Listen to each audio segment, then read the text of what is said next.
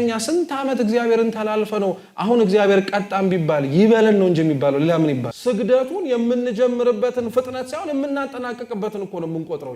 አንዳንዶቻችንማ በጣም ወርደን ለጸሎትም ቀጠሮ ይዘናል። ዛሬ ነው ሰው ከእግዚአብሔር ጋር ታርቆ ለማደር ማቀድና ማሰብ ያለበት እንጂ ነገ ይምሽንጋ በምን አውቀንና ተማምነንበት ጭምር። እግዚአብሔር እኮ እንዴት ቸር መሰላችሁ ክርስቲያኖች።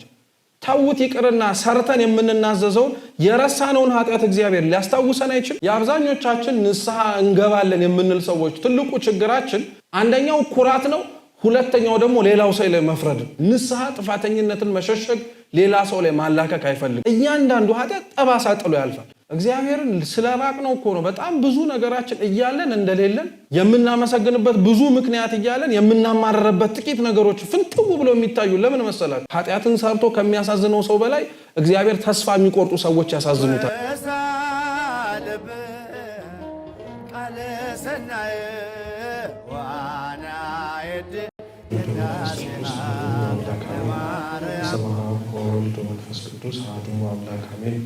በስመ አብ ወወልድ ወመንፈስ ቅዱስ አሐዱ አምላክ አሜን።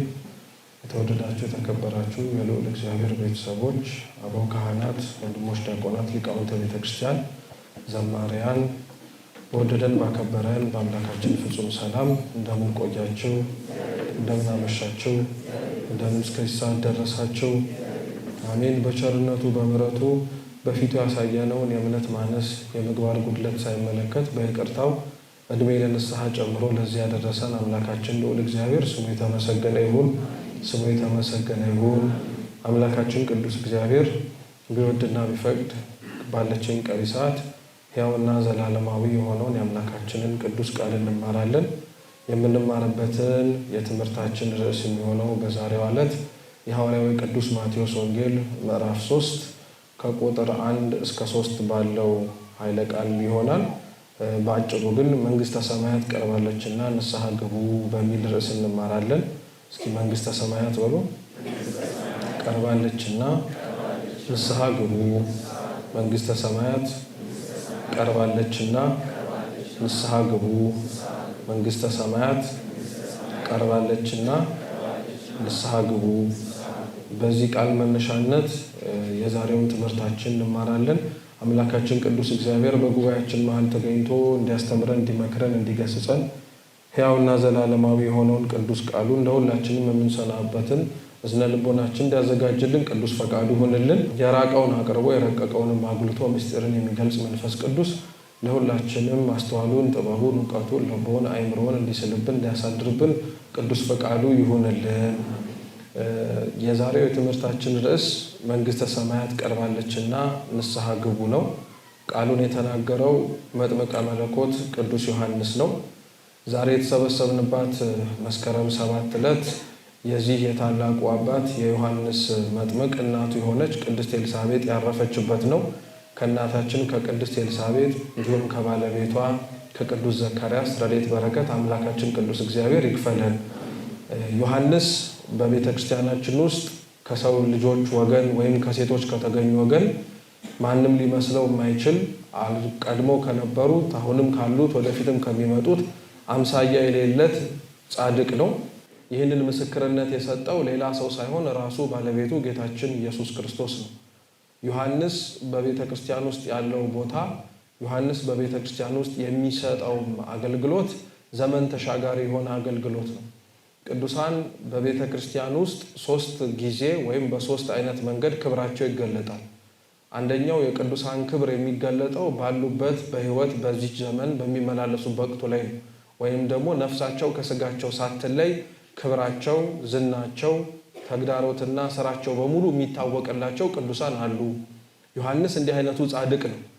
ነፍሱ ከስጋው ሳትለይ ዝናው፣ አገልግሎቱ፣ ስራው ከሩቅ የደረሰ በህዝቡ ብቻ ሳይሆን በአሕዛብም ጭምር የሚታወቅ ጻድቅ ነው።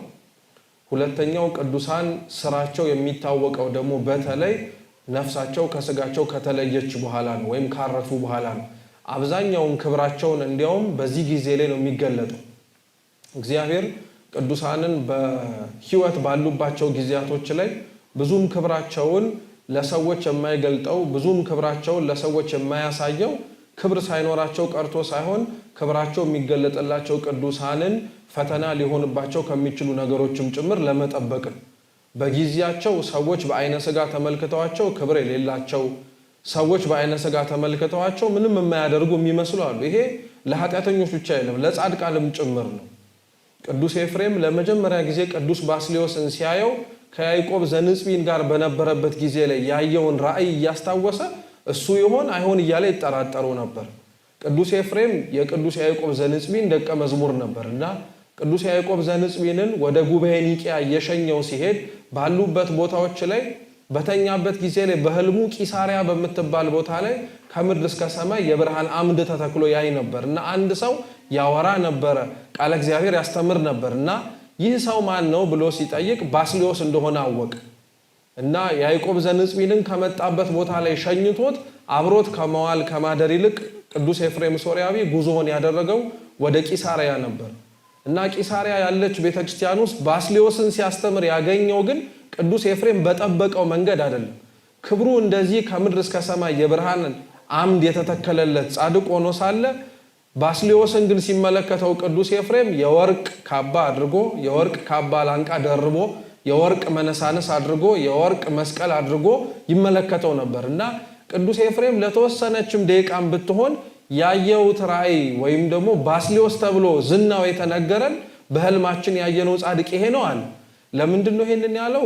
ወደ ውስጥ ሐተታውን ባንገባም ዋነኛው ነገሩ ግን እንደጠበቀው ሆኖ ስላላገኘው ብዙዎች በዚህ ህይወታችን ላይ ጻድቃንን እንደ ጽድቃቸው ለማወቅ በጣም የሚያዳግተን ነገር ቢኖር የምንጠብቃቸው ጻድቃን እንደጠበቅናቸው ሁኔታ ሆኖ አይገኙም።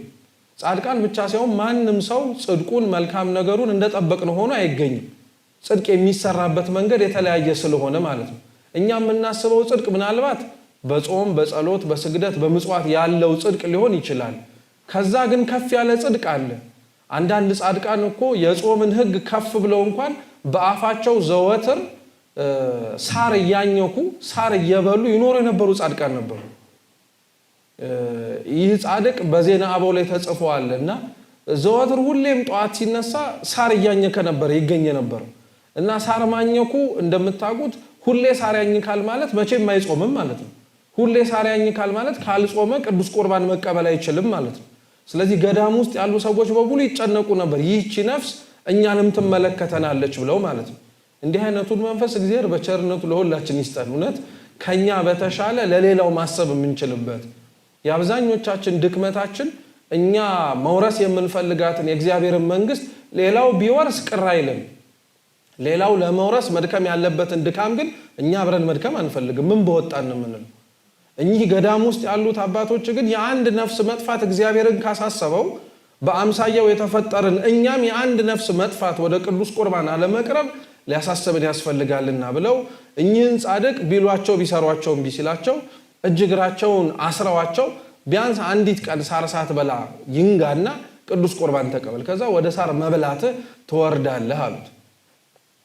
እምቢ አለ፣ አሻፈረኝ አለ። በግድም ቢሆን አሰሩት።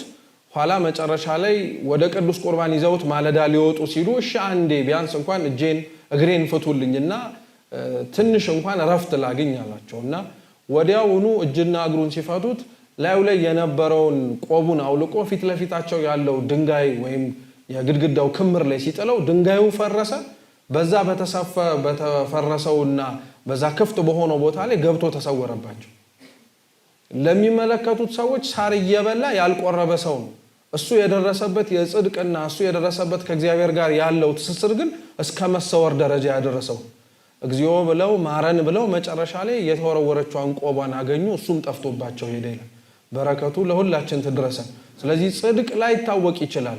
አንዳንድ ጽድቆች በስጋ ባሉበት ጊዜ ላይ ይደበቃሉ። ኋላ እነሱ ካለፉ በኋላ ግን በነፍሳቸው ሕያዋን ናቸውና በነፍሳቸው ሕያዋን ሆነው ሊጣሉ ስለማይችሉ ፈተና ቢገጥማቸው ማሸነፍ ስለሚችሉ ክብራቸውን እግዚአብሔር ከዛ በኋላ የሚገልጥላቸው አሉ። ለዛ ነው ጻድቃንን በስጋ ብቻ ሳይሆን በነፍስም ሕያዋን ስለሆኑ ካረፉ በኋላ እንደኖሩ እኛ ሕይወት አላቸው ብለን እንደምናስባቸው ወይም ነፍስና ስጋ አላቸው እንደምንላቸው ሰዎች ብዙ ገቢረ ተአምራትን ሲያደርጉ እናያለን። በአጽማቸው በተቀበሩበት ቦታ በነኩት እንጨት ወይንም ደግሞ ይጠቀሙባቸው በነበሩት ነዋያቶች በሙሉ ጻድቃን ደጉን ነገር ወይንም ደግሞ መልካሙን ነገር ሲያደርጉ ትመለከታላችሁ። እየሰማችሁ ነው። ሶስተኛው የነሱ ጽድቅ ወይም የነሱ ስራ የሚገለጠው ደግሞ በመጽሐፋቸው፣ በድርሳናቸው፣ በገድላቸው። ዮሐንስ መጥምቅ ሶስቱም ያለው በአካለ ሥጋ በነበረበት ጊዜ ላይ ጽድቁ ይታወቅ ነበር። ሄሮድስ የማቴዎስ ወንጌል ምዕራፍ 13 ላይ መስከረም 2 ያከበርነውን ኩርዓተ ርዕሱ የራሱን መቆረጥ አዋጅ ለማዘዝ ባሰበበት ጊዜ ላይ ቃሉን አከብራለሁ ብሎ ዮሐንስን የሚያክል ሐዋርያና ነብይ ግን ራሱን አስቆረጣለሁ ብሎ በተናገረበት ጊዜ ላይ ራሱን ለማስቆረጥ በጣም ይፈራና የተባ የነበረው ህዝቡ ዮሐንስን ያከብረውና ይጠብቀው ስለነበረ ዮሐንስን ህዝቡ በጣም ይወደው የነበረው መጥምቁ ዮሐንስን በጣም ህዝቡ እንዳይናቸው ብሌን ይሳሱለት የነበረው ስራውን ስለሚያውቁት ነው። የሚያስገድል አልነበረም። ስራውን ይረዱት ነበር። ሰውን ወደ እግዚአብሔር መንግስት የማቅረብ ዓላማ ነበር። ስለዚህ ስራውን ህዝቡ የሚያምኑት ሰዎች ብቻ ሳይሆን የማያምኑትም ሰዎች ያስጨንቃቸው ነበር። ክብሩ ገና በአረፍተ ሥጋ እንኳን ሳይወሰድ ይሰራ ነበር። ሁለተኛው የቅዱሳን ክብራቸው ደግሞ ነፍሳቸው ከስጋቸው ከተለየች በኋላ ይገለጣል ብለናል አይደል? ዮሐንስ በዛች በመስከረም 2 ቀን ላይ በወህኒ ቤት ራሱን አሳልፎ አውጥቶ ራሱን ከተቆረጠ በኋላ ሰውነቱ ነው እንጂ መሬት ላይ የወደቀው ራሱን በወጭት አድርገው ቢያመጡት ግን ክንፍ አውጥታ በራለች። 15 ዓመት እግዚአብሔር አምላክ እድሜ ጨምሮላት የሄሮድስን ክፋቱን በሄሮድስ ምክንያት የመጣውንም ደግሞ ኃጢያትን ሰው እንዳይከተለው ንስሐ እየሰበከች ኖራለች።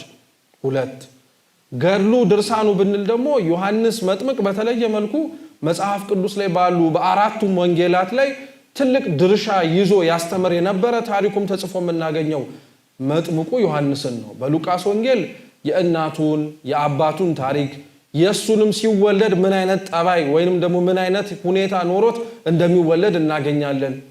በሌሎቹ ወንጌላት ላይ ስብከቱን እናገኛለን። በማቴዎስ ወንጌል ላይ ደግሞ የመጨረሻውን ረፍቱንም ጭምር እናገኘዋለን። ይሄ በሙሉ ታዲያ ዮሐንስን ቅዱሳን በህይወትም ሳሉ ከህይወትም በኋላ ቤተክርስቲያን ክብራቸው ይገለጣል ብላ በመታስተምርባቸው ቦታዎች ላይ በሙሉ ክብሩ የታየ የተገለጠ ቅዱስ ዮሐንስ ሌላው በቤተክርስቲያን በጣም ትልቅ ክብር አለው ወይም ክብር ይገባዋል ብላ ቤተክርስቲያን የምታከብረው ደግሞ ለምንድነው? ድልድይ ስለሆነ። ምን ስለሆነ ነው? ድልድይ ነው። ከብሉይ ኪዳን ወደ ሐዲስ ኪዳን የተሻገርንበት ከጨለማው ዘመን ወደ ብርሃናማው ዘመን የአምላክ ሰው ወደ መሆን ዘመን የተሻገርነው በዮሐንስ ድልድይነት። ለዛ ነው ዮሐንስ ሲጠራ የብሉይ ኪዳን የመጨረሻው ነብይ እሱ ነው። የሐዲስ ኪዳን የመጀመሪያው ሐዋርያ ደግሞ እሱ ነው።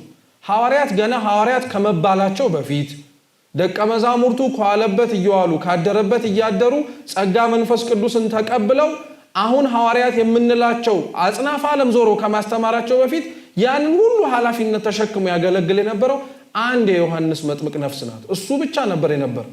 ከሐዋርያት በፊት የነበረ ሐዋርያ ነው ማለት ነው።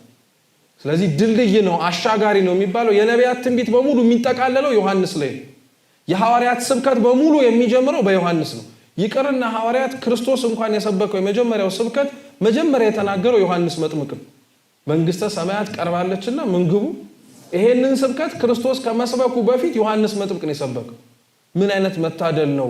ጌታ ያለውን መድገም አንድ ነገር ነው አይደል? እነሱ ያሉትን ጌታ ሲደግምላቸው እኮ በጣም መታደል እኮ። ሌላው ጌታችን ያስተማረውን ትምህርት እያስተጋባ ያስተምራል እንዲሁኑ ይያል። የዮሐንስ ክብሩ ግን ተመልከቱት። ጌታው እንኳን ያላስተማረውን ትምህርት አስቀድሞ ተናግሮ ክርስቶስ ልክ እንደሱ ያደረገ ነው። ዮሐንስ ሲያጠምቅ እንደነበረው ክርስቶስም ደቀ መዛሙርቱ ቢያጠምቅም ያጠምቅ ነበረ ተብሎ ተነግሮለታል። ስለዚህ ዮሐንስ ድልድይ ነው፣ አሻጋሪ ነው ይባላል። ዮሐንስ ሌላው ቤተክርስቲያን ውስጥ ያለው ትልቁ ክብሩ ደግሞ ዋዜማ ነው። ለሁሉም ነገር ዋዜማ ነው። ቤተክርስቲያን በሥርዓተ አምልኮ ውስጥ ቅዱስ ዮሐንስን በህይወት እያለ ከህይወትም በኋላ ነፍስና ስጋው ከተለየ በኋላ ማለት ነው በመጽሐፍት ብቻ ሳይሆን በሥርዓተ አምልኮ ውስጥም ዮሐንስ መጥምቅ አለ። በጣም ቤተክርስቲያን የሚገርማችሁ ክርስቲያኖች በጣም ለምታከብራቸው ቅዱሳን በጣም ለምታከብራቸው ክርስቶስን እስከ መጨረሻው ድረስ ለተከተሉት ብዙ ክብር ትሰጣለች። የዮሐንስን ክብር ግን ያክል ያለው ማንም ክብር የለም ከመቤታችን ውጭ። በጣም ትልቅ የተከበረ ነው። ሥርዓተ አምልኮ ውስጥም ጭምር የሚገኝ። ወደ ሥርዓተ አምልኮ መገለጫዎች ውስጥ ዮሐንስን እንዴት እንደምናገኘው ከማየታችን በፊት አስቀድመን አንድ ነገር እናንሳ እስኪ። ምሳሌ በሉ ድገሙት። አዎ ምሳሌ ብዙ ጊዜ ላይ ሲባል እንሰማዋለን አይደለ? ትምህርት ላይ ይህ ነገር ለዚህ ምሳሌ ነው፣ ያ ነገር ለዚህ ማሳያ ነው እየተባለ ይነገራል አይደለ? ምሳሌ ሁለት አይነት ነው። አማናዊ ምሳሌ የሚባል አለ፣ የጥላ ምሳሌ የሚባል አለ። የጥላ ምሳሌ እየተባለ የሚጠቀሰው አካሉ ከመምጣቱ በፊት ቀድሞ የሚገኝና አካሉ የሚሰራውን ስራ የሚሰራ ሳይሆን አካሉ እንደሚሰራው ግን አሳይ ሆነ። ብሉይ ኪዳን በዚህ መጽሐፍ ደረጃነት ብትመለከቱት ሙሉ በሙሉ ጥላ ነው ይባላል ለሐዲስ ኪዳን። ሐዲስ ኪዳን ላይ የሚደረጉ ምንም አይነት ነገሮች አስቀድሞ በብሉይ ኪዳን እንደ ጥላ ሆነው ይታዩ ነበሩ። ልዩነቱ ግን አሁንም ግልጽ አድርጋችሁ ማወቅ ያለባችሁ ሁላችንም መረዳት ያለብን ጥላ ናቸው ማለት ግን አካሉ የሚሰራውን ስራ መስራት ይችላሉ ግን ማለት አይደለም። እነሱ አካሉን መስራት የሚችለውን ስራ ቢሰሩ ኖሮ ክርስቶስ ሰው መሆን አይጠበቅበትም ነበር። እሱ ግን ከመሆኑ በፊት ሊያደርገው የሚችለውን የሚያደርገውን ሁሉንም ነገር አድርገውታል። በጣም የሚደንቀው የዮሐንስ ክብሩ ግን ምን መሰላችሁ? በብሉይ ኪዳን ላይ ዘመን ላይ የነበረ ብቻ ሳይሆን ወደ ሐዲስ ኪዳን መሻገር አይደለም። ክርስቶስ እሱ ሊያደርጋቸው የሚችላቸውን ብዙ ነገሮች ከመሆናቸው በፊት በዮሐንስ እንደ ዋዜማ እንደ ጥላ ታይቷል። ለምሳሌ እመቤታችን በቤተ መቅደስ አይደለ የተበሰረችው? ለእመቤታችን በቤተ መቅደስ መበሰር የዮሐንስ አባቱ በቤተ መቅደስ ዮሐንስን እንደሚወልደው መበሰሩ ምሳሌ ነው። አይገርም? ዮሐንስ ቤተ መቅደስ ውስጥ አይደለ አባቱ ይወልደዋል ተብሎ ብስራቱን የሰማው? ያ ብስራት ለዮሐንስ መጥምቅ ብቻ የተነገረ አይደለም፣ ጥላ ነው። ለእመቤታችን ቤተ መቅደስ ውስጥ ሆና አካላዊ ቃል ኢየሱስ ክርስቶስን ትጸንሸዋለች ተብላ ለመነገሩ ዮሐንስ ይሄንን ያክል ክብር አለው ማለት ነው። ሌሎቹ ዘመን ባያድላቸው ረጅም ርቀት እንኳን ወደ ኋላ ተመልሰው አዳም ይህን ያደረገው ክርስቶስ ይህን ሊያደርገው ስለሚችል ነው፣ ወደ ኋላ ኖህ እንዲህ ማድረጉ ክርስቶስ በኋላ ላይ እንዲህ ሊያደርግ ነው፣ ሰሎሞን ዳዊት እንዲህ ማድረጋቸው ክርስቶስ በኋላ ዘመን እንዲህ ሊያደርግ ነው እንላለናል። ዮሐንስ ግን ከክርስቶስ ከ6 ወር በፊት ቀድሞት የነበረው ታላቅ ጻድቅ ክርስቶስ ሊወለድበት በነበረበት ዘመን ላይ እንኳን እንደ ጥላ አገልግሎ በሱ ብስራት ውስጥ የእመቤታችንን ብስራት ታዩታላችሁ። በሱ ልደት ውስጥ የጌታም ልደት አለበት። ልዩነቱ ምንድነው? የኤልሳቤጥና የዘካርያስ የዮሐንስ ልደት ላይ ኤልሳቤጥ በጣም ለረጅም ዘመን መካን ሆና ነበር አይደል? ለዛ ነው የወድስዋ መልአክ ጸሎት ላይ ስንጸልይ ራሱ መካኒቱን ኤልሳቤጥን ያሰበ አምላክ አንቺንም አልረሳሽም፣ አንቺንም መካኒቷን ማውለድ ከቻለ ማስወለድ ከቻለ አንቺንም ምን ማድረግ ይችላል? ማስወለድ ይችላል፣ ወንድ ሳይደርስብሽ እንዲህ ማድረግ ይችላል ብለን እናገራለን። የኤልሳቤጥ መካንነት ለእመቤታችን ድንግልና ምሳሌ ነው። ኤልሳቤጥ መካን በነበረችበት ጊዜ ላይ ተስፋ ቆርጣ ባለችበት ጊዜ ላይ ተስፋዋን ቀጥሎ እግዚአብሔር ልጅ እንደሰጣት ሁሉ እመቤታችን ድንግል ማርያምም መካን የተባለ ድንግል በነበረችበት ጊዜ ላይ ድንግልናዋን ሳታጣው እናት ለማድረጉ ምሳሌ ነው። ለዚህ ዮሐንስ መጥምቅ ቤተክርስቲያን ውስጥ ካለው ትልቅ ስፍራ የተነሳ ቤተክርስቲያን በእንደዚህ አይነት መልኩ በምሳሌ ውስጥ ትመለከተዋለች። ስርዓተ አምልኮ ውስጥም ደግሞ ጭምር ጨምረዋለች።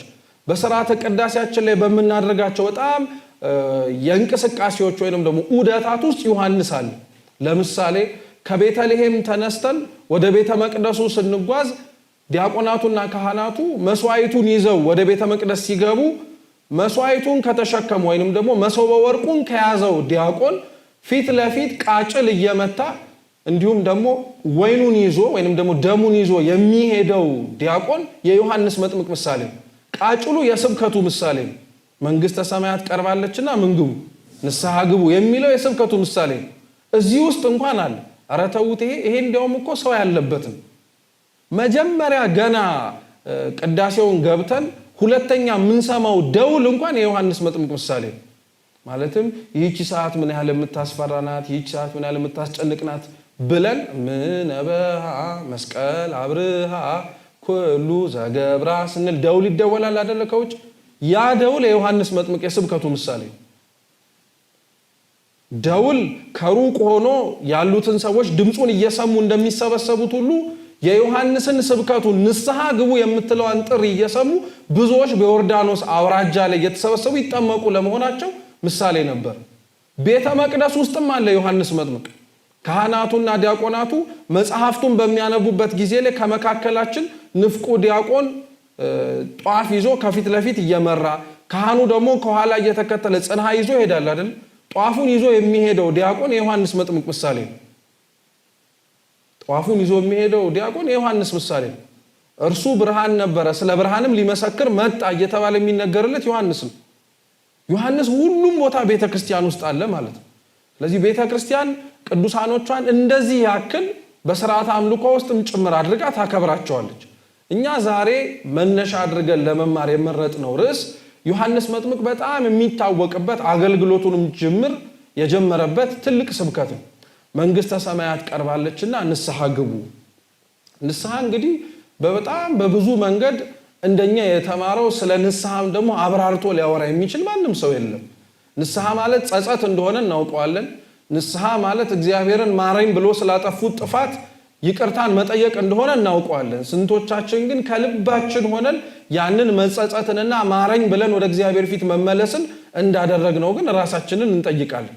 የአብዛኛው ሰው የአዲስ ዓመት እቅዱ ንስሐ ነው። በተለይ ክርስቲያን ሲሆን በዚህ ዓመት ንስሐ ገባለሁ፣ በዚህ ዓመት ቅዱስ ቁርባን እቀበላለሁ ይላል። ንስሐ የሆነ የአዲስ ዓመት ግን ቀጠሮ አይደለም። በመሰረቱ ብዙ ሰው ስለ ንስሐ ትዝ የሚለው አጽዋማት ሲገቡ ነው። ስለ ንስሐ ትዝ የሚለው ሰዎች በእረፍታቸው ጊዜ ላይ ወይም ሲሞቱ ሞት እንዳለ ማስታወስ ሲጀምር ነው። ሌላው ሰው ስለ ንስሐ ትዝ የሚለው ደግሞ ስለ ንስሐ ሲሰበክ ነው። መጨረሻ ላይ እንደው የተረፈው ሰው ደግሞ ስለ ንስሐ ትዝ የሚለው አዲሱ ዓመት ሲገባ ነው። ለዛ ነው አብዛኛው ሰው አይታችሁ ከሆነ የአዲሱ ዓመት እቅድ ምንድነው ሲባል ነጠላ ያጣፋ ቤተክርስቲያን የሚገባ መውጣት መግባት የለመደ ሰው ከሆነ በዚህ ዓመት ምን አረጋለሁ ነው ንስሐ ገባለሁ፣ እግዚአብሔርን ማረኝ ይለዋለሁ ይላል። እውነት እንነጋገር ግን ከተባለ ንስሐ ሳይገባባቸው ያለፉባቸውን ያንን ሁሉ ዓመታት እግዚአብሔር ለዚህ ዓመት ንስሐ ገባበታለሁ ብሎ እንዲያስብ የጨመረለት ይመስላችኋል? እነዛ ሁሉ ዓመታት ይቀርና ያለፉት ቀናት በሙሉ ንስሐ የመግቢያ ቀናቶች ነበሩ። ቅዱስ ጳውሎስ የመዳን ቀን አሁን ነው ዛሬ ነው እያለ የሚናገረው እኮ ድህነት የሚለው ንስሐን ነው ይላል ቅዱስ ዮሐንስ አፈወርቅ። ንስሐ የመግቢያ ቀን ዛሬ ነው እንጂ ትላንትና አልነበረም። ነገም ሊሆን አይችልም። ዛሬ ነው ሊሆን የሚችል። ዛሬ ነው ሰው ከእግዚአብሔር ጋር ታርቆ ለማደር ማቀድና ማሰብ ያለበት እንጂ ነገ ይምሽንጋ በምን አውቀንና ተማምነንበት ጭምር። አብዛኞቻችን ላላየነው ነገ በጣም እናቀዳለን፣ የምንኖርባትን ዛሬን እየረሳናት ማለት ነው። ለነገ በጣም ብዙ ያስባል ሰው፣ ለነገ በጣም ብዙ ይጨነቃል። ንስሐም ከሚጨነቅባቸው ጉዳዮች አንዱ። እኛ አብዛኞቻችን ስለ ንስሐ ትርጉም ከማጣት የተነሳ ንስሐ እንዴት ልንገባበት እንችላለን የምንለውንም ሐሳብ ከማሰብ የተነሳ አይመስለኝም እኔ ንስሐ ማንገባው። ንስሐ መግባት እኛ በጣም እየቸገረን ያለው ለምን እንደሆነ ታውቃላችሁ? ንስሐ የሚለውን ሐሳብ ራሱ የምንረዳበት አረዳድ የተለያየ ስለሆነ ለአንዳንድ ሰው ንስሐን የሚያስበው ሸክም ማራገፊያ ብቻ አድርጎ ግልግል የሚልበት ማለት ነው። ለአንዳንድ ሰው ንስሐን የሚረዳው እግዚአብሔር የሆነ ያሰበውንና የለመነውን ነገር እንዳያሳጣው ቅድመ ሁኔታ ማሟያ ገብቷችኋል? ልክ አንዳንዴ እግዚአብሔርን በጸሎት እየለመናችሁት በጸሎት እየተማጸናችሁት ያ ነገር በጣም እየዘገየ እናንተም ጸሎታችሁ በጣም ቁርጥ እየሆነ ይመጣል አይደል? እየሰማችሁ ነው።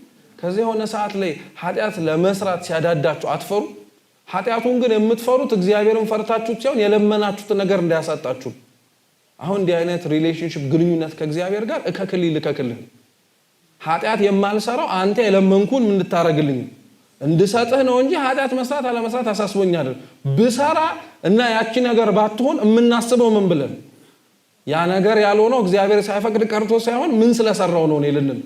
ለአብዛኞቹ ደግሞ ለተወሰኑትም ንስሐ እንደዚህ አይነት አስተሳሰብ ሆኖብን፣ ለሌላው ደግሞ ንስሐን ኑዛዜ አድርገነው። ንስሐና ኑዛዜ በመሰረቱ ቃላቶቹ ሁለቱም ይለያያሉ።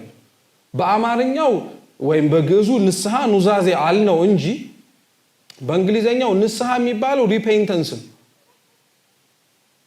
ኑዛዜ የሚባለው ኮንፌሽን። ኑዛዜ ንግግሩ ነው፣ መናዘዙ ነው። ኃጢአትን ይህ ነው ያደረኩት ብሎ ማሰቡን፣ መናገሩን፣ ድርጊቱን ማውራቱ ነው ለንስሐ አባት ለእግዚአብሔር። ንስሐ የምንለው ግን ሙሉ በሙሉ የሐሳብ ለውጥ፣ ሙሉ በሙሉ እንደ አዲስ ሆኖ ትላንትና የሰራነውን ነገር መልሰን እንዳንሰራ ሊያደርገን የሚችል አስተሳሰብም አመለካከትም ሙሉ ሰውነትን መለወጥም ጭምር።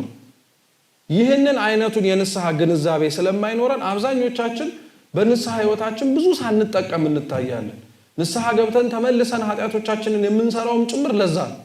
ስለ ንስሐ ያለን አመለካከት ቢያንስ እንኳን ትንሽ የተስተካከለ ስላልሆነ ስለዚህ ዮሐንስ ይህ ዘመን እኛ እንዳለንበት የነበረበት ዘመን ላይ ነበር በእስራኤላውያን የነበረው እስራኤላውያን በነበሩበት ወቅት ላይ ዮሐንስ ስለንስሐ ያስተምርበት የነበረበት ወቅት ምቹ አልነበረም እስራኤላውያን በሮም ቀኝ ግዛት የነበሩበት ነው ቀረጥ የሚሰበስቡት ሰዎች ከሚሰበስቡት በላይ እየወሰዱ የሚሰረቁበት ጊዜ ላይ ነው ብዙዎች እየተባረሩ ከቤታቸው የሚወጡበት ግዞት የሚወርዱበት ነው አብዛኞቹ ደግሞ እግዚአብሔርን ለማወቅ የሚሽቀዳደሙ ለመፈለግ የሚወጡ ሰዎች ደግሞ በፈሪሳውያን እናንተ እግዚአብሔርን ለማየት ብቁ አይደላችሁም ተብለው የሚገፉበት ጊዜ ላይ ስታስቡት ዮሐንስ ወጥቶ አንድ ምድረ በዳ ላይ የሚያወራው መንግስተ ሰማያት ቀርባለችና ንስሐ ግቡ የሚለው ስብከት ምቹ ሆነ ስብከት ይመስላችኋል አይሆንም እኮ ሰው ይሄ ሁሉ ጫና ባለበት ጊዜ ላይ የምን ንስሐ ነው የሚያስብል አሁን አንዳንዶቻችን ለዛ ነው በዚህ ወቅት ላይ ስለ ንስሐ መማር የለብኝም የሚል ሰው አለ አሁን በዚህ ወቅት ላይ መማር ያለብን ስለ ንስሐ ሳይሆን ስለ ሌላ ነገር ነው ስንት የሚያሳስበን ጉዳይ አለ ስለ ንስሐ ሰው መማር የለበትም ይላል ስለ ንስሐማ በደንብ ነው እንጂ መማር ያለብን እንዲያውም እዚሁ መነሻ ርዕስ ያደረግንበት የማቴዎስ ወንጌል ምዕራፍ 3 ላይ ወረድ ብላችሁ ስታነቡ አስቀድሞ ነብዩ ልዑል ኢሳይያስ ስለ ዮሐንስ መጥምቅ የተናገረው ስብከት አለ ወይም ደግሞ ቃለ ትንቢት ማለት ነው እና ዮሐንስ መጥምቅን ነብዩ ኢሳይያስ በምድረ በዳ የሚጮህ ድምጽ ይሏል እስኪ ምድረ በዳ በሉ ምድረ በዳ ምን አይነት ቦታ ነው ሰው የሌለበት ውሃ የሌለበት ፀሐዩ የበረታበት ልጠለል ብላችሁ ብትፈልጉ የምትጠለሉበት ዛፍ የሌለበት በጣም የሚያስጨንቅ ሰው ሊኖርበት ምቹ ያልሆነ ቦታ ነው አይደል ዮሐንስ የሚጮህ የትኛው ቦታ ነው ምድረ በዳ የማይሰማው ሰው ባለበት ጊዜ ላይ የሚጮህ ሰባኪ ማንንም እንደማይሰማው እኮ ያውቃል ሰው እንደ ምድረ በዳ እግዚአብሔር ቢፈልግ የሆነ ነገር ሊያገኝባቸው አይችልም አሁን እግዚአብሔር እኛ ላይ ምን ነገር አይቶብን ይመስላችኋል ስለ ንስሐ የሚያስተምር የሆነ ነገር እንዲያይብን ፈልጎ ካልሆነ በቀር እንጂ እኛማ እኮ ምድረ በዳ ነን የሆነ ነገር አይቶብን የሆነ ነገር ተመልክቶብን የሆነ ነገራችን አሳስቦት ይመስለናል ለአንዳንዱ እንደዛ ሊሆን ይችላል አብዛኞቻችን ግን እግዚአብሔር አይቶት በጣም አስደስቶት እንዲታርፉልኝ ብሎ የሆነ ጭማሪ ነገር ላድርግላቸው ከማለት ይልቅ ምንም ነገር እንደሌለን አይቶ ቢያንስ ይሄ ነገር ይኑራቸው ብሎ ነው ስለ ንስሐ የሚነግር ህይወታችንን እኮ እናውቀዋለን ጾማችን ጸሎታችን ስግደታችን ምጽዋታችን እኮ አብዛኞቻችን በሚባል ደረጃ የዘበት ነው ማረግ ስላለብን የምናደርገው ነው እንጂ ወደን የምናደርገው ነገር አይደለም ጾሙ ሲገባ በእልልታ ከምንቀበለው ይልቅ ሲወጣ እኮ ነው የምናጨበጭበው ስግደቱን የምንጀምርበትን ፍጥነት ሳይሆን የምናጠናቀቅበትን እኮ ነው የምንቆጥረው ጸሎቱን የምንጸልይበትን ሳይሆን ምን ሊል ፈልጎ ነው ደግሞ ይሄ ድሮስ ከማይገባኝ ነገር ጋር የተዳረኩኝ ለዘመናት እያልን የምናማርር ሰዎች እኮ ነው ስትመለከቱት ምንም አይነት ነገር የለንም ዮሐንስ ልክ ልዑለ ቃል ኢሳይያስ እንዳለው በምድረ በዳ እንደሚጮህ እግዚአብሔርም ስለ ንስሐ የሚያስተምረው ምድረ በዳ ነው ለኛው እዚህ በማይመች ጊዜ ላይ ስለ ንስሐ መማር ራሱ አንድ የሚያመቻች ነገር በማይመች ጊዜ ላይ ሰው ስለ እግዚአብሔር መቅረብን ወደ እግዚአብሔር መመለስን ማወቅ ያለበት የተመቻቸ ጊዜ እንዲመጣለት አብዛኛው ሰው የንስሐ ህይወቱ ለዛ እኮ ነው በቀጠሮ የተያዘ ነው የተመቻቸ ነገር ሲኖረው የተመቻቸ ነገር ሲመጣለት ድሮ ንስሐ ሳይሆን ይሄ ቁርባን ነበር ታውቃላችሁ ሰው ለቁርባን ነበር ቀጠሮ የሚይዘው ስራ የሆነ ጡረታ ሲወጣ እንዲስል አሁን ወርደን ንስሐ ላይ ገብተን አንዳንዶቻችንማ በጣም ወርደን ለጸሎትም ቀጠሮ ይዘናል እግዚአብሔርን እንዲህ አድርጌ ልለምነው አልችልም ብለናል ነው እንዲህ ሆኜ እንዴት ብዬ አፌን ፊቱን ፊት ለፊት ቆሜ በእንደዚህ አይነት አፌ ልናገረው እችላለሁ እንላለን እግዚአብሔር በጣም ነው የሚገርማችሁ እኮ ዛሬ ላይ እኛ ላይ የሚመለከተው ኃጢያት ተደምሮ እኛን ሊገልጸን የማይችል እንደሆነ እኮ ያውቀዋል ታውቃላችሁ ኃጢያታችን ተደምሮ ወይም የኃጢያታችን ውጤት እኛ እንዳልሆነ ነው ያውቀዋል እኛ እኮ ነን የኃጢያታችን ውጤት እኛ ራሳችንን ብለን አመንንና ሊያነጻንና ሊያስተካክለን ከሚችለው ከእግዚአብሔር ፊት መቆምን መሳቀቅ ጀመርን ሊያነጻን ሊቀድሰን ከሚችለው ከእግዚአብሔር ፊት ቆመን መናዘዝን ፈራን ያኮ ነው በጣም የከባድ ያደረገው የኛን የንስሐ ህይወት እንጂ መጽሐፍ ቅዱስ ላይ እኮ ከመጀመሪያው እስከ መጨረሻው ብታዩ ብዙዎች በንስሐ ህይወታቸው ተጠቅመው ነው የምትመለከቱት ከመጀመሪያው ሰው ከአዳም ጀምሮ እስከ መጨረሻው የዮሐንስ ራእይ በየአብያተ ክርስቲያናቱ ያሉትን አለቆችን ዙሪያቸው ላይ የነበሩትን ሰዎች እኮ እግዚአብሔር ሲናገር የነበረው አብዛኛውን ትምህርቱ ራሱ ተመለሱ ነው። ሌላ ምንም ነገር የለም። ታሪኮቹ ጭብጦቹ ሁሉም ነገር በሚባል ደረጃ ላይ የሚያመዝኑት ድህነት ላይ የሰው ልጅ መትረፍ ላይ የሰው ልጅ ወደ ተስተካከለ ደረጃ መውጣት ላይ። ስለዚህ ዮሐንስ የስብከቱ ሁሉ መጀመሪያ ያደረገው ንስሐ ነው። ስለ ብዙ ነገሮች ማውራት ይችል ነበር እንዳልኳችሁ። ዙሪያው ላይ ስለተገዙት ሰዎች ስለ ነፃነት መስበክ ይችል ነበር። ዙሪያው ላይ ለተገዙት ሰዎች ቢያንስ እንኳን ማጽናኛ እንዲሆናቸው ብዙ ነገር ማውራት ይችል ነበር። ዮሐንስ ግን እውነቱን የነገራቸው። ምኑን አልኳችሁ?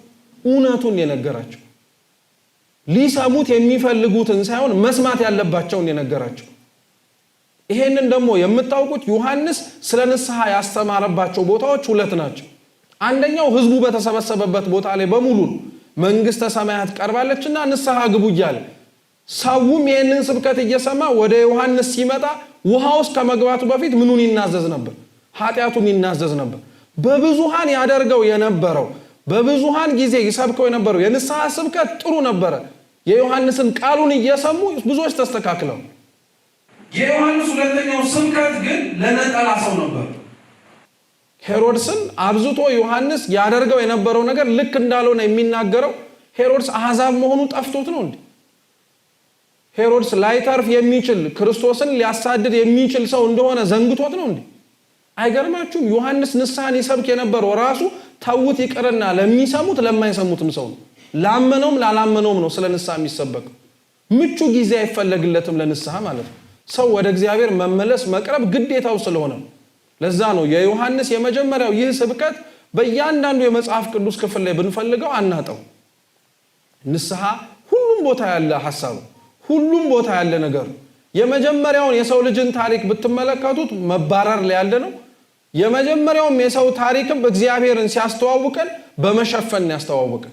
ታስተውሱ ከሆነ ኦሪት ዘፍጥረት ምዕራፍ 3 ላይ አባታችን አዳም እናታችን ሔዋን በድለው እግዚአብሔርን አጥፍተው በነበሩበት ጊዜ ላይ አስቀድመው መጀመሪያ ራሳቸውን ሀፍረታቸውን ራቆታቸውን መሆናቸውን ስላወቁ በበለስ ቅጠል ሰውነታቸውን ሸፍነው አገለደሙ አይደል?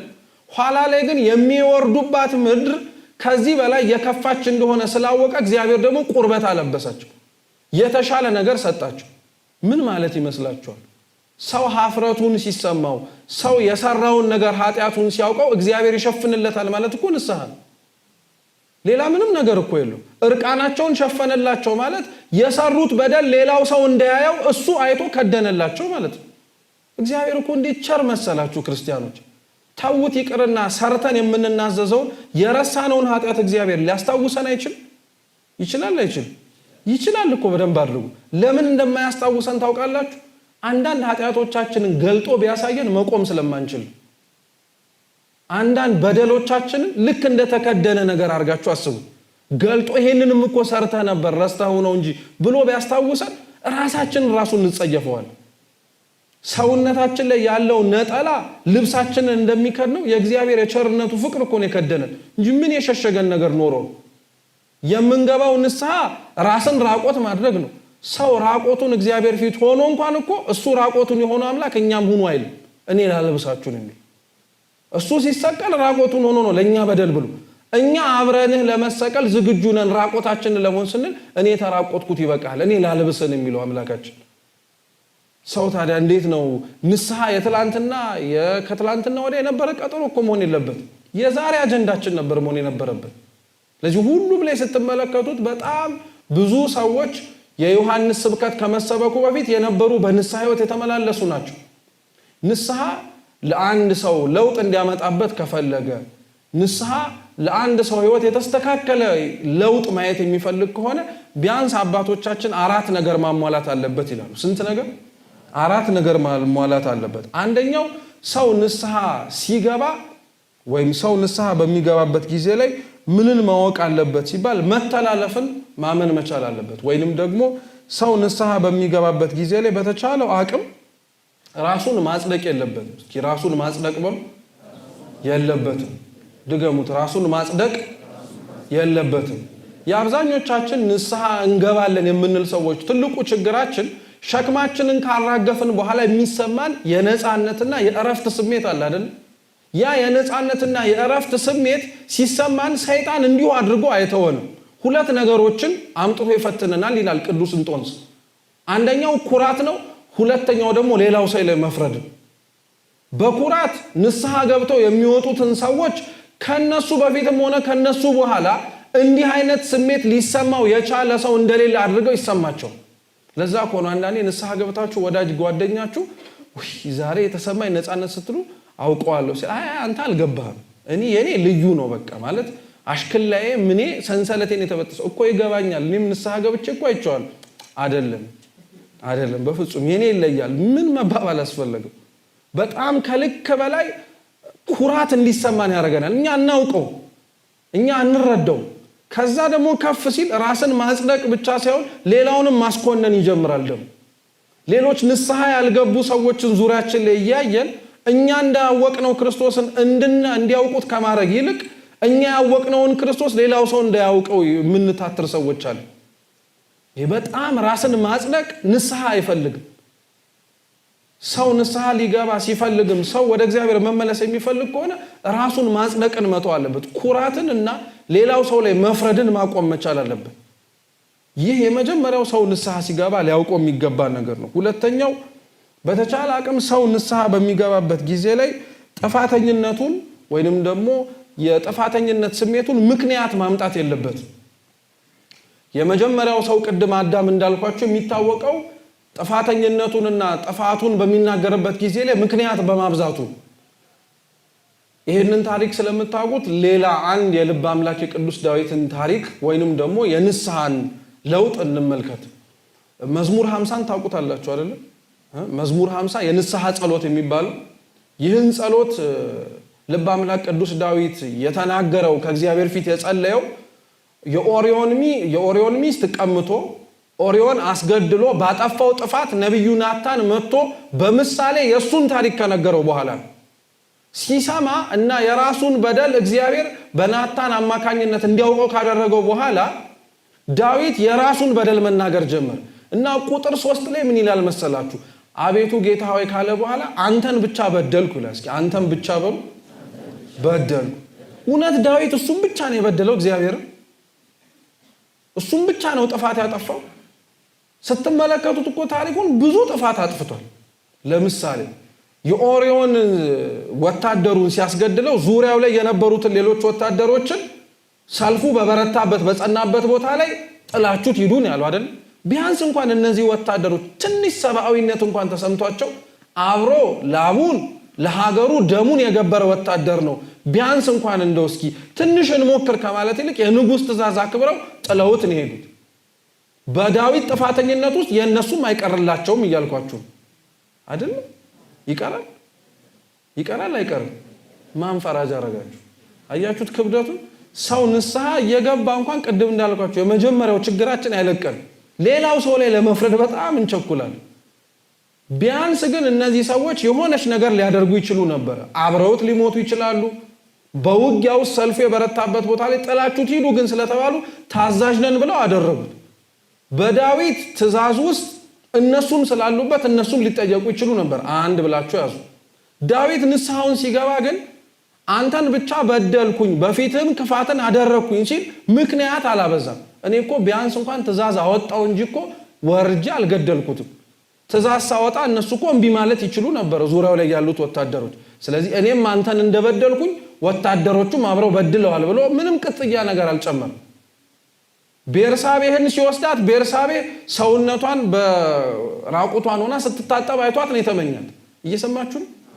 ዳዊት ግን አንተን ብቻ በደልኩኝ አለ እንጂ አንተን ስበድል እሷ ራቁቷን ሆኜ ስላየው ነው እንጂ እኮ እኔ ምን ጥፋት አጠፋው? አይን አይከደናል አለ። የኛ ንስሐን ግን አይታችሁት ከሆነ ዞረን እንኳን ምክንያት አናጣለት። ማጥፋቱን አጥፍቻለሁ እኮ ግን ያው ነገሌም ደግሞ አብረው ይነበሩ እያልን ትንሽ ቢያንስ እንኳን ምክንያት ባናመጣ ብቻችንን እንዳልሆነ እንናገራለን። ታዝባችሁታል? ራሳችን ንስሐ ስንናዘዝ ክፉ ነገር ከሆነ እነገሌም ነበሩ እንላለን። ምን ያረጋሉ እነገሌ በእናንተ ንስሐ ውስጥ? የራሳቸውን ይግቡ እንጂ። እኛ ግን ቢያንስ እነገሌ ነበሩ ሲባል የነፍስ አባታችን አይ በዛ በላችሁ ከሰራችሁትስ ጥሩ ነው እንዲሉ ነው።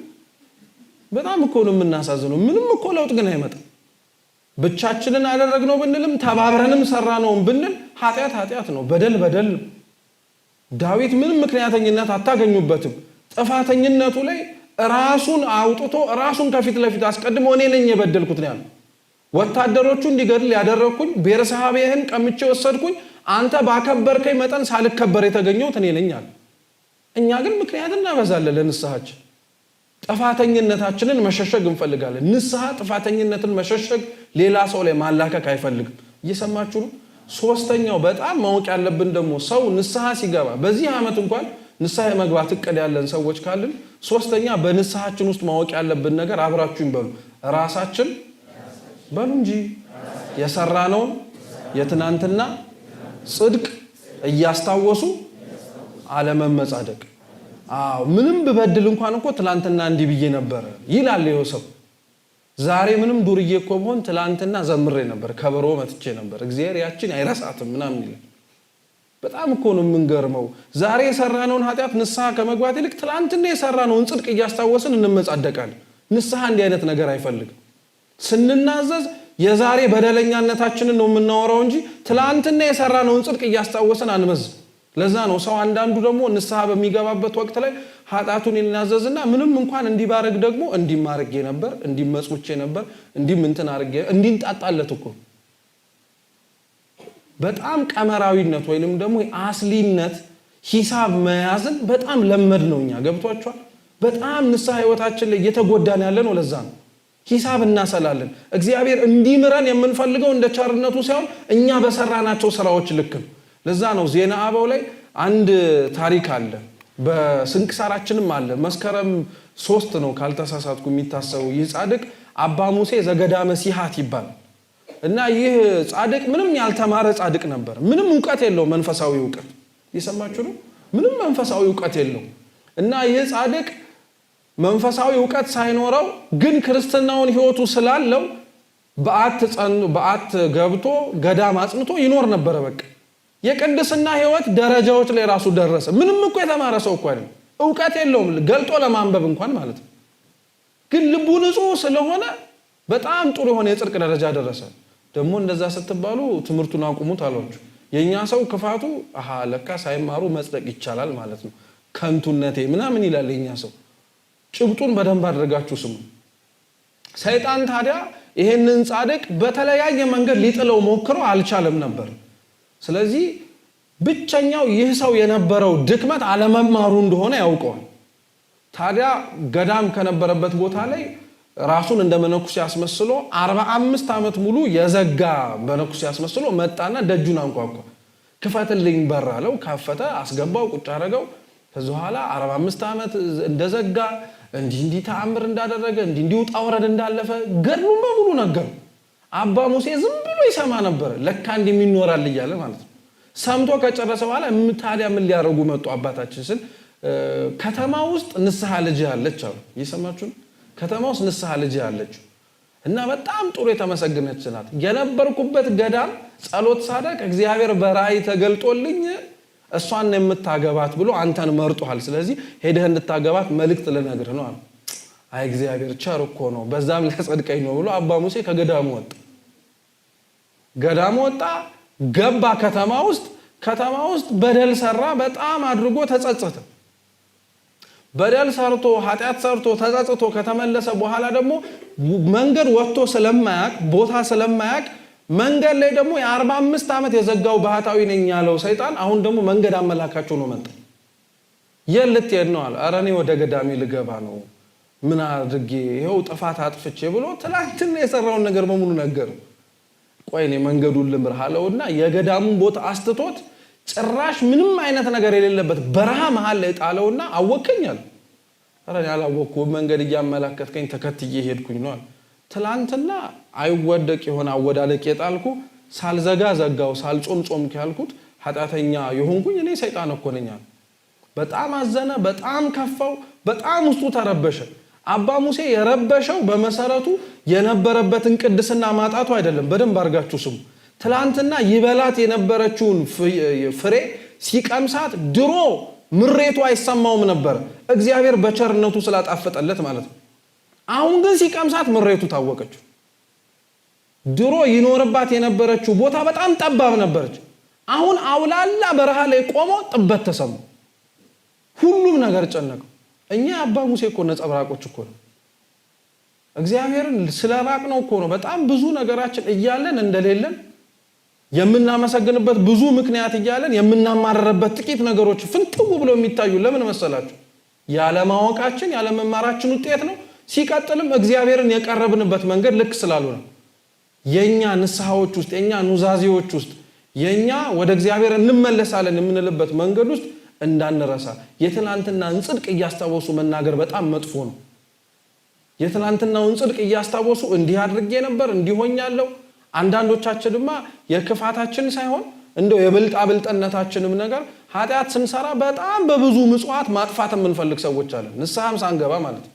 ይሄ ለነገሩ አልቋል ጉዳዩ ይሄንን አቁሜዋለሁ ምናምን ብሎ ለራሱ በራሱ ይጸድቃል። ንስሐችን ቢያንስ በተወሰነ መልኩ እነዚህን ነገሮች ማካተት አለበት። እየሰማችሁ ነው? ከንስሐችን ውስጥ አብረው መካተት ካሉባቸው ነገሮች ውስጥ ግን አብረን ማንሳት ያለብን አንድ ነጥብ ደግሞ የሚኖረው ሰው ንስሐ የሚገባው ምን ስለሚሰራ ነው?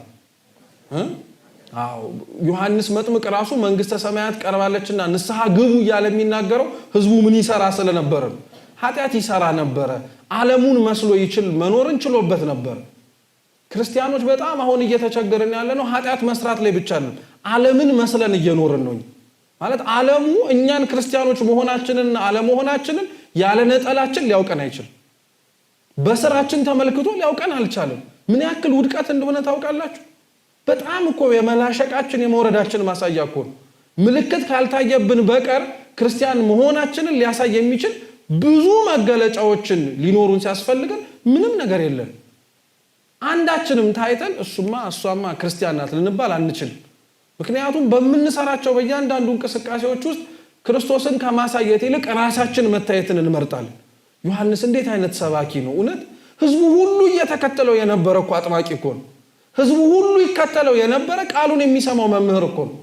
ልክ ክርስቶስ ሲመጣ ህዝቡ እየፈለሰ ወደሱ እንኳን ሲሄድ ደቀ መዛሙርቱ መተው ስሞታ ሲያሰሙ አንተን በሙሉ ይከተሉ የነበሩት ታጠምቃቸው የነበሩት በሙሉ አሁን ተለይተው ያጠመቀው ክርስቶስ የሚባለው ጋር ነው ያሉት አለ። ጎሽ እርሱ ሊልቅ እኔ ምን ላደርግ ይባላል?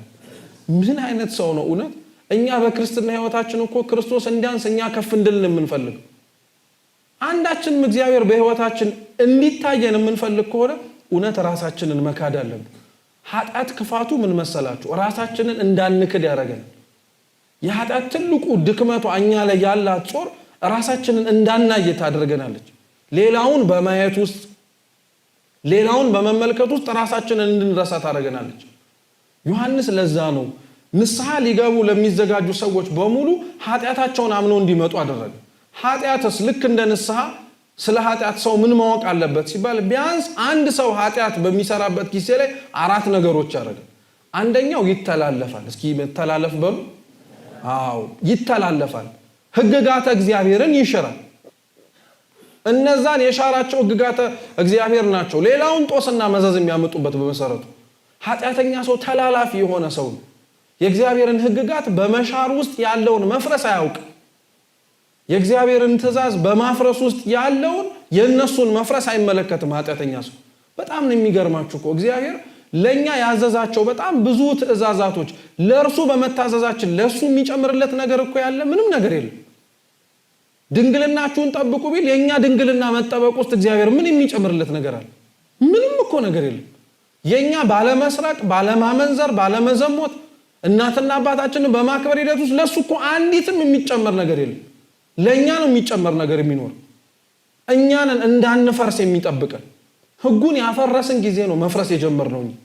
ህጉን መተላለፍ የጀመርን ጊዜ ነው ሰዎች እየተላለፉን መምጣት የጀመሩት። እኛን እስራኤላውያን ለዚህ ጥሩ ማሳያ እኮ ናቸው። አንድ እግዚአብሔርን መተላለፍ ሲጀምሩ ስንት ዓመት ነበር ይቀጡ የነበሩት? ታዲያኛ ስንት ዓመት እግዚአብሔርን ተላልፈ ነው አሁን እግዚአብሔር ቀጣም ቢባል ይበለን ነው እንጂ የሚባለው ሌላ ምን ይባላል? እግዚአብሔርን እኮ በደንብ አድርገን የተላለፍ ነው። ሰውን እንኳን እንደሱ አላለፍ ነው። እውነት ሰውን ስንተላለፍ እንጨነቃለን፣ እንወጠራለን። ምን ይለኝ ይሆን ብለን እናስባለን። እግዚአብሔርን ስንተላለፈው እኮ መሐሪ ነው፣ ቸር ነው፣ እሱ እንደሆነ ምናምን ብለን የምንሄድ እንዴ።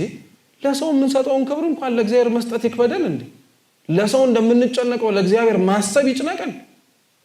ባኖረን ባበላን ባጠጣን ሰው ሊያደርግልን የማይችለውን ነገር በሙሉ ባደረገልን አንዲትም ቅንጣት ዞርም ብለን ማየት አንፈልግም። እሱ ኃጢአት የሚሰራ ሰው የሚተላለፍ ሰው እግዚአብሔርን ሲተላለፍ ነው ሶስቱ ደግሞ የሚጨመሩ።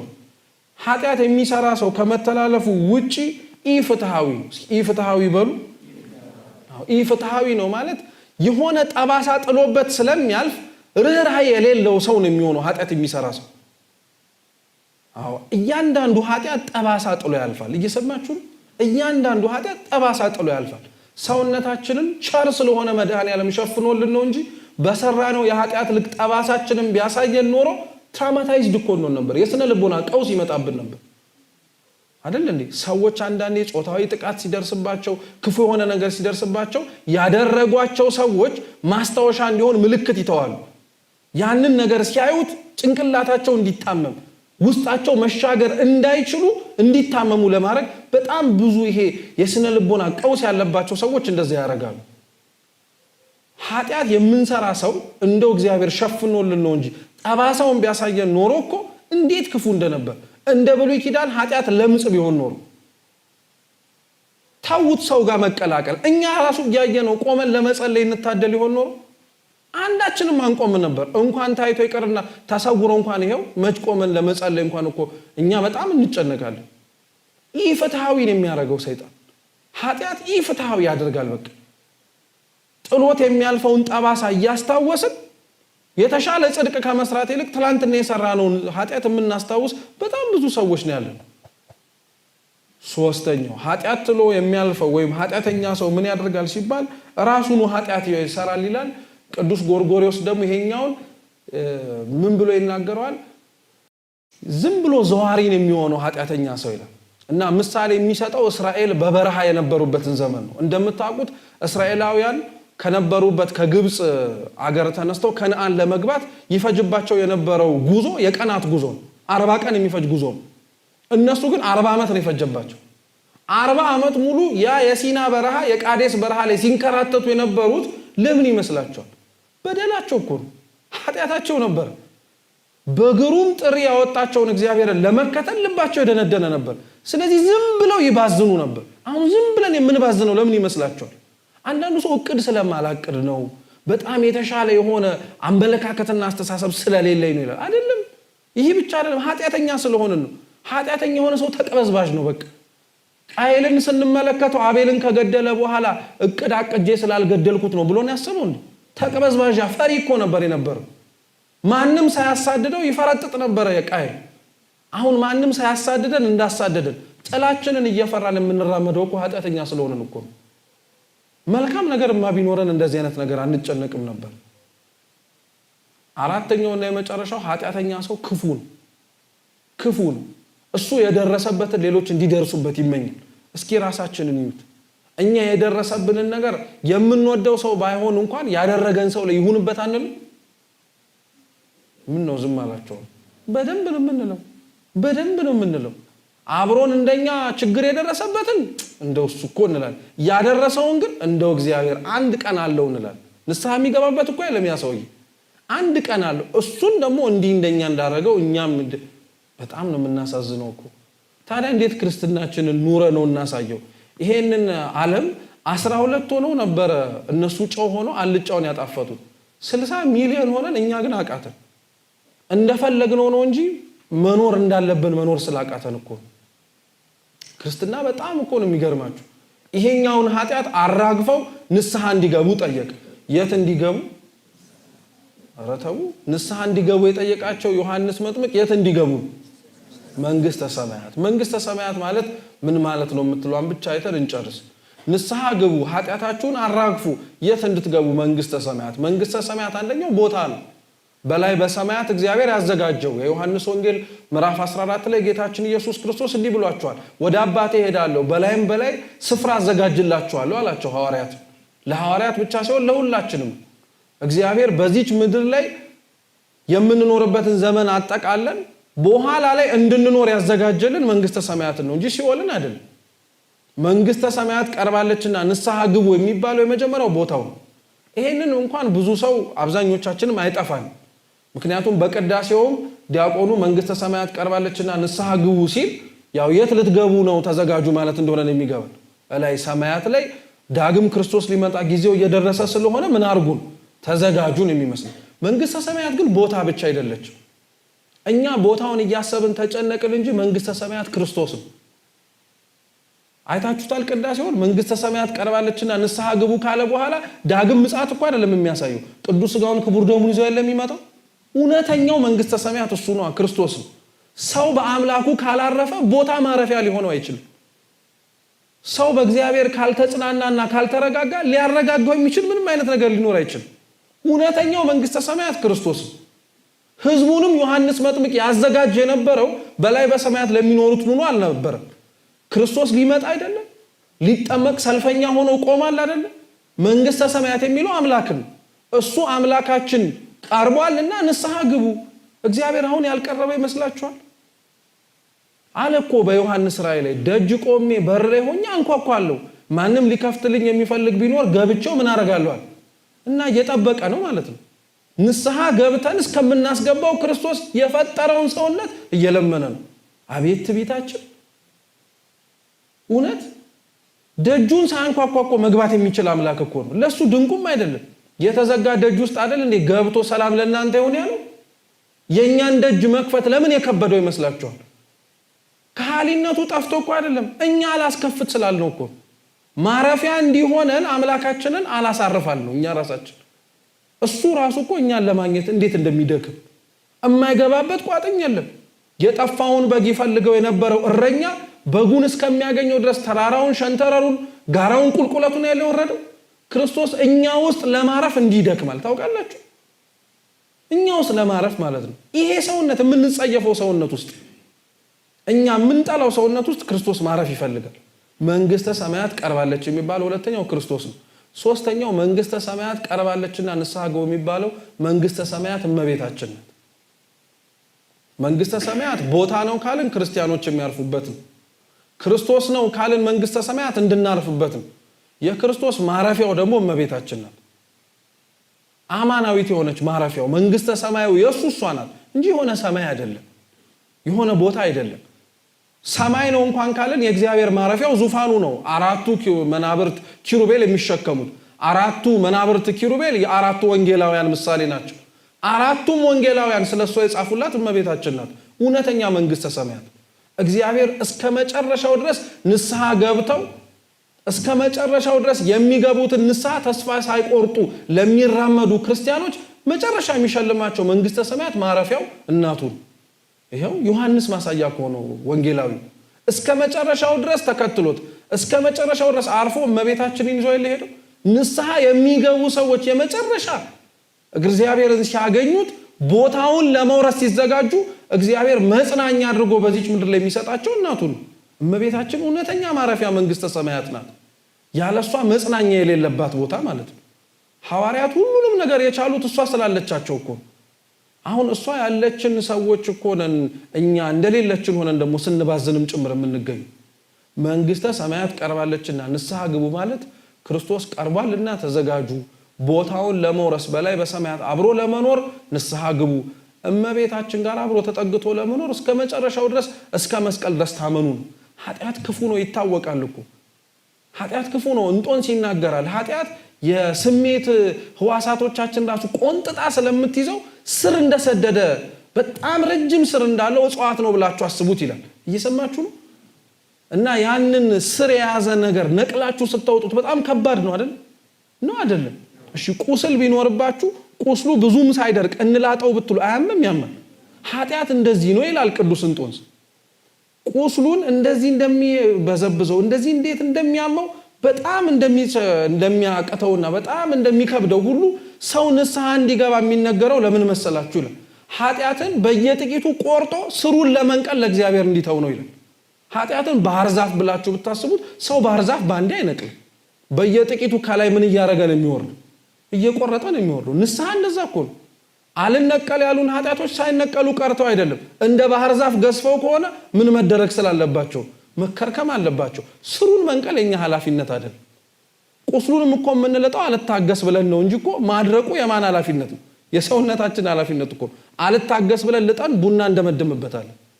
አንዳንዶቻችን ኃጢአታችንን ለማውጣት ኃጢአታችንን ለመንቀል ከስሜታችን ጋር ለመጣላት ስንሞክር ስሜታችን ውስጥ ኃጢአቱ በጣም ቆንጥጦ ስለያዝ አልወጣ ይለንና አይ በቃ እንላለን። እንዳትረሱ ቅዱስ ዮሐንስ አፈወርቅ እንዲህ ይላል፣ ኃጢአትን ከሚሰራ ሰው በላይ ኃጢአትን ሰርቶ ከሚያሳዝነው ሰው በላይ እግዚአብሔር ተስፋ የሚቆርጡ ሰዎች ያሳዝኑታል ይላል። እግዚአብሔር ኃጢአት መስራታችን ያሳዝነዋል፣ ተስፋ መቁረጣችን ግን ይበልጥ ያሳዝነዋል። ለምን? ተስፋ የቆረጠ ሰው ንስሐ እንደማይገባ ስለሚያውቀው። ተስፋ እንቁረጥ። እግዚአብሔር አምላክ ይህንን ዓመት እንደ ካቻም ነው ንስሐ እንገባበታለን ብለን አይያቀርንም። ንስሐ እየገባን እንሂድ። ንስሐ የገባንበት ንስሐ ለመግባት የተመላለስንበትን ጥረታችንን አይቶ እግዚአብሔር ለምንፈልገው ቅዱስ ሥጋው ክቡር ደሙ ደግሞ ያደርሰናል። አምላካችን ይህን ለሁላችን ያርግልን። ያስተማረን የመከረን አምላካችን ስሙ የተመሰገነ ይሁን። በተማርነው ፍሬ እንድናፈራ አምላካችን ቅዱስ እግዚአብሔር ይርዳን። ዓመቱን ንስሐ የምንገባበት ቅዱስ ቁርባን የምንቀበልበት እውነተኛ ክርስቲያኖች ሆነን በዚች ምድር የምንመላለስበት ያርግልን። ወስብሐት ለእግዚአብሔር።